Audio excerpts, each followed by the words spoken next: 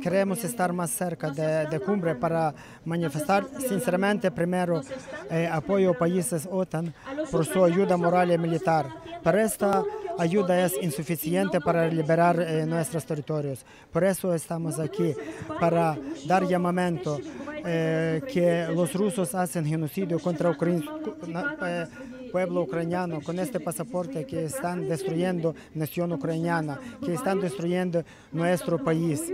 Y con estas tablas que están allí, que enseñan que todas ciudades con su población, cuando está bajo de control rusos, bajo de ocupación, donde está violación, donde están torturas, donde están campos de filtración como en Segunda Guerra Mundial, y quienes sufren una moral y física violencia.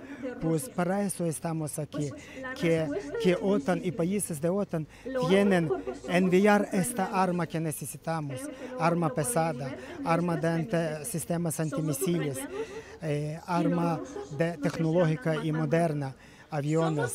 Eso no es nuestra petición, eso es objetivo de todo el mundo, para que se pare esta guerra